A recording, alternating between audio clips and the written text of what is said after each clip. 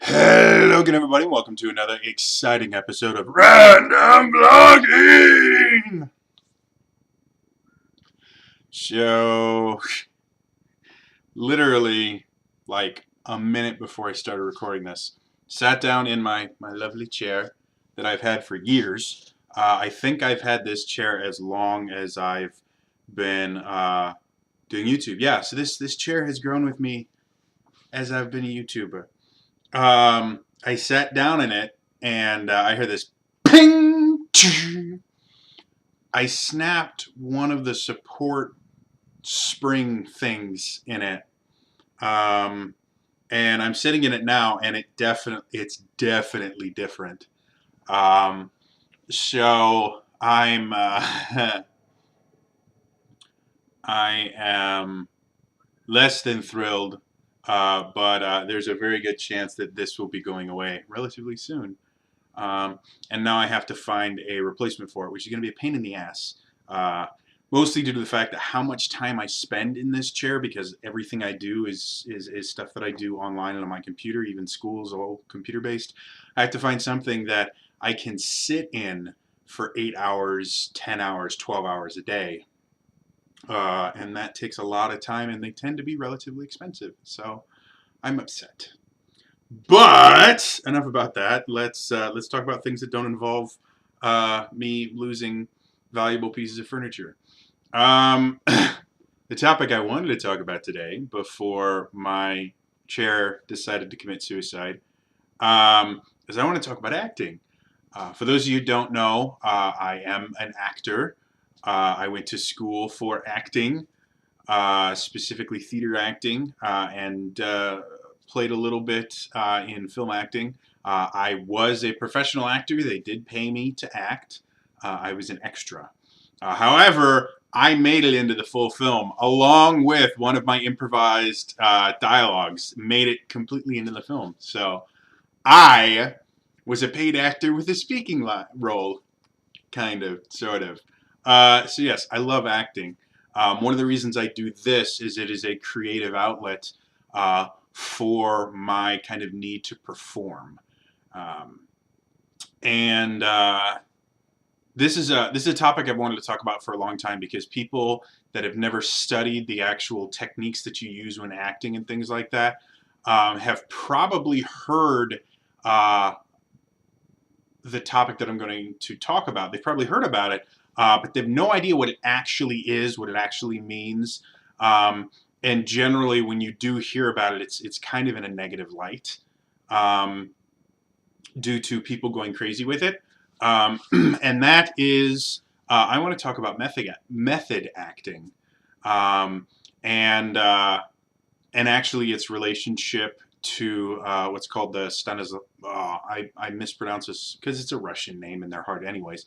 Stanislavski's system, which the system is much closer to how I approach a role. Method acting has become very famous because there are some very, very big, talented people in the acting world that use what's called the method, or what's also called method acting. Like Christian Bale uses the method, Adam Driver, who else? Anne Hathaway's used it, Shia LaBeouf uses it. And it's kind of a double-edged sword, because 9 times out of 10 you only hear about uh, actors using the method when they do things like uh, where they stay in character after the camera stop rolling, or where I've heard of actors like that have to play a homeless person actually go and live. I can't remember who it was that did this, but there's an actor that actually lived homeless for like a couple of months just so they could, learn the character. And it seems like a very extreme form of acting, which technically, depending on how you use the techniques in the method, it can be. The idea behind it, um, the system, also known as Stanislavski's system, is based on what's his name, Konstantin Stanislavski. Um, He was a Russian. He worked with Chekhov, another very famous Russian playwright, and he developed this thing that he called the system. Um, and the idea of the system was when an actor is portraying a role. It was based out of theatrical realism, where the idea was truly great acting occurs when real emotions are expressed. And that's something that when I prepare for a role, I generally tend to think like that. Kind of the overarching, the system itself is an incredibly complex, very detailed method of creating a very believable character when you're acting. It's not something I can get into in a single video, but if you're interested in learning the system, there are acting schools around the world that can teach you. It is an incredibly useful way of producing fantastic acting in general. But the idea of the system is based on the idea of, and they had a really great, I have like 3 or 4 different pages open here talking about it, because there's just so much. Where is the phrase? There it is. So the system is kind of based on the idea of what would I do if I were in this circumstance? If I was my character, what would I do? And that is a really great way to kind of flesh out a character. Like when you're creating a character, when you're doing film or theater or a web series or anything like that, the only things you really get are what's called a character breakdown, which gives you normally about a paragraph that describes the character, and the script.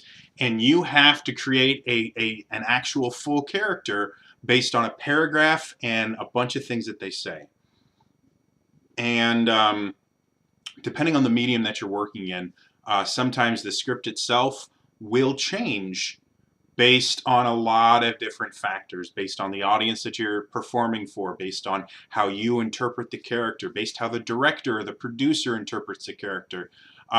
So with only those 2 things to kind of guide you, it can be very, very difficult to create a realistic character. So in Stanislavski's system, you imagine yourself in that position and how you would react. And the more information you know about the character, the more believable you can make it. Kind of the idea, like I played, what was it?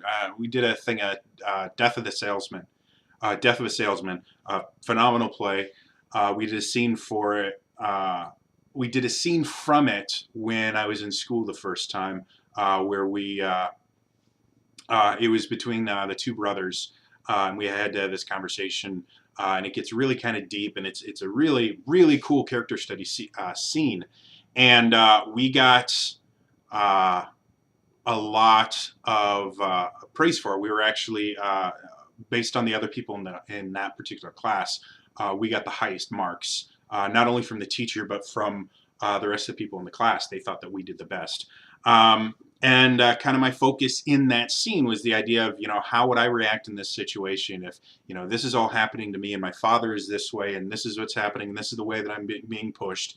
And after doing that, I was able to find, real emotions and things like that. And I'm like, well, if I was in that situation, I would probably do this. And my personal acting style, I technically use some of the method mixed in with the system to come up with my personal way of creating a character. And so it works very, very well. Method acting, or the method, is the difference being instead of asking, what would I do if I were in this circumstance, you go with, what would motivate me, the actor, to behave in the way the character does? Now, this sounds very similar from a superficial standpoint. The idea of, well, one is asking, what would I do in this situation? The other one is asking, what would make me do this? What would make me do this in that situation? The difference being, With the system, you are imagining that you are that character and acting that. With the method, you are yourself. You personally, you the actor, are in that situation, and you have to come up with a way for you as yourself to react the way that the character is reacting. And because of that, it forces you to really think about the similarities between yourself and the character that you're portraying. It forces you to experience what it is that the character is actually experiencing in order to be able to make the correct acting choices that are required to get the character moving and to be able to move forward with the plot. A lot of times when you hear about method acting and method actors in general, you hear about bad situations of non-method actors dealing with them. Things like, actors that don't drop character, most recently Jared Leto as playing the Joker. He became the Joker for the entire shoot, and he did crazy messed up shit. He had one where he apparently mailed like dead rats to the cast or something like that. I don't remember the exact story, but he did crazy messed up shit because the Joker is a crazy messed up person. And because of that, there are quite a few actors that don't enjoy that because one of the draws to acting is you get to be something that you are not. You get to play pretend. You get to do things that you normally wouldn't do, which is really cool and really fun. Unfortunately, um, that also comes with the idea that it's not real. And that's one of the reasons it's fun. If it was actually real, it would be a very terrifying situation. Think of any action movie ever. When you're sitting in the theater and you're watching all these people do all these crazy things and bullets are flying and all that stuff, it looks so cool. And when you talk to the actors, they always say, "Oh yeah, it was so awesome! Like I got to fire this massive machine gun and there was an explosion going off. It was the coolest thing ever." They would not feel that way if it actually happened to them because bullets flying at you is terrifying. Explosions happening right next to you is terrifying because there's a real chance you could die. So that's kind of the draw for a lot of actors, the fact that they can do things that look really, really cool and can experience things. But in the back of their mind, they know it's not real. They know that they're safe for the most part. Accidents happen. But for the most part, they're safe and they're be able to experience something they would never be able to experience any other way. When you add method acting into it, it's no longer not real. Depending on how far you go with the method, you are actually experiencing what is happening to your character. And it can have some very negative aspects. It can cause people to go into hysterics sometimes because eventually there's only so much the human mind can take before it starts going, peace out, I'm done. So sometimes method actors that really go into the full immersion of their character can be very difficult to work with and can get so caught up in the character that they're playing that they can cause friction and things on set. Things that a lot of people don't realize about acting is the idea that because everything is fake and staged, things work very differently. Things like sex scenes and romance scenes are always awkward. I've done sex scenes and romance scenes on stage. I've kissed more girls on stage than I have in real life, which is partly partly a commentary on my prowess as an actor because these girls would never kiss me in real life, and partly a commentary on just my really horrible lack of a love life. But yeah, kissing on stage, as much as like in high school, it's like, oh my god, it's so and they're gonna. No, it's always awkward. It doesn't feel right, and it takes a shit ton of work to make it look like you actually have strong romantic feelings for this person. Even if you have strong romantic feelings for this person in real life. I did a kissing scene with my then girlfriend. We were very much together. We'd only been dating for, I think at that point we'd been dating for like 9 months or something like that. So we'd been dating for a while. We'd gotten comfortable with each other. And it was still unbelievably awkward because normally, like a romantic kiss and things like that, you lean in. You don't have 600 people staring at you and applauding if you do it well, or stunned silence as they just kind of stare at you when you do it poorly. There is no way to make things like that just feel natural or anything. It's always an awkward experience. And the more intimate it is, the more awkward. So when you bring a method actor into this, they one of the ways that you get through the awkwardness and things like that is that you both kind of make a decision like, this is going to be awkward, however we have a job to do, this is how we're going to do it, and you allow yourselves to be awkward with each other, and you allow yourselves to just do weird things because it works in the scene. And after the scene is over, generally there will either be kind of like nervous giggling or things like that. You know, the first couple times you do it, it's always just, okay, this is really silly, this is really stupid. However, this is the job, let's do it. With a method actor, it becomes very, very different because they are their character. And so at that particular point, they are actually in love with you. When in all actuality, they aren't. There's no relationship between you whatsoever other than the fact that you're both in the same show. There are times when there are significant others on set during the scenes, which can make it very, very awkward for someone that's not using the method, because the person in front of them, for all intensive purposes, is actually in love with the person that they're kissing, quote unquote. You know, is giving off the experience that they're actually in love with them and they're actually doing these things, when in all actuality they're not. They're not, as much as they are really kissing. If you watch, you know, sex scenes and stuff in movies, they're not actually having sex. They don't. It's called simulated. They were actually having sex. They call that porn, and it's a completely different industry. Or what is his name? Von Straught or whatever his name. Lars something. Nymphomaniac. If you haven't seen it, don't. But it caused Shia LaBeouf to lose his girlfriend because she got mad that he was having sex with another woman. Weird stuff, right? Anyway, so method acting, especially, and this isn't just for romantic scenes. Any scene where intense emotions happen, fight scenes, arguments, you know, passion, anytime like that, you know, the really great parts of the movie, when you have a method acted in there, it can get very, very awkward and very, very uncomfortable because they're inhabiting their character at that point.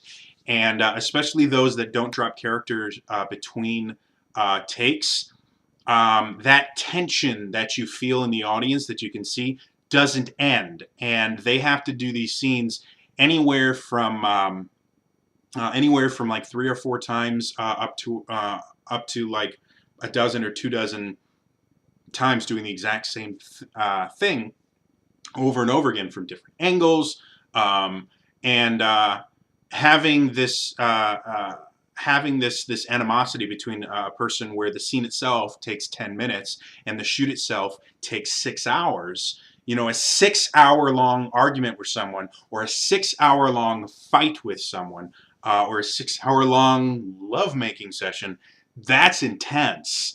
That's incredible. And so the break between shots is normally enough for people to be able to collect themselves and kind of, you know, deal with emotions and stuff like that, and then get back into the scene.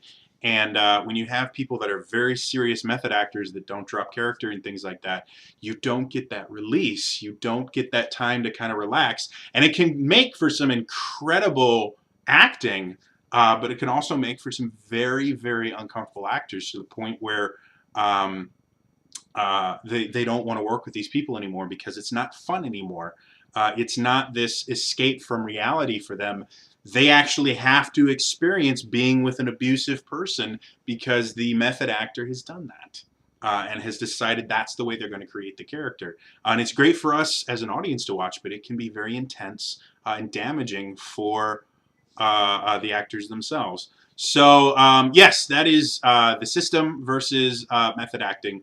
If you were unclear on what method acting is, it is quite literally they find a way. It's the phrase. What would motivate me, the actor, to behave in the way the character does. It's a very intense style of acting, and there are a lot of phenomenal actors that do it. I'm looking over a very brief list here of some of the people, and yeah, like it comes up and comes off as amazing, but it's intense and it turns off a lot of people. And there are an equal number of phenomenal actors that don't use method acting and don't use method acting. By the way, what's it? Strasberg is the guy that did it. Strasberg actually learned the system and built method acting off of the system, which is one of the reasons why they're so similar. But they're very, very distinct and very different ways of approaching acting. So anyway, that's my little spiel on acting. It's something that I miss a lot, but unfortunately, as of right now, it's just not something that I have the ability to do because it's a massive time commitment. Um, I mentioned back in January that I was thinking about trying out for a play that was happening. Tryouts were in February. I decided against doing that because in order to be a part of that show, I would have had to cancel now both of my D&D series during the production of the show because I'd have to be rehearsing when I would normally be DMing. I would have to give up on my Wednesday night D&D stuff. I would basically not be able to do anything at night because that's when everybody rehearsed. And it just wasn't something that I really felt I wanted to do at that particular point. It would have taken a lot of time away from my studies and from my YouTube channels. So yeah, so I don't get to do it, but it's something that I will eventually get back into. So yeah. Anyway, that's all for me today. I will see you guys tomorrow for some D&D on my Twitch channel. All right. Bye bye.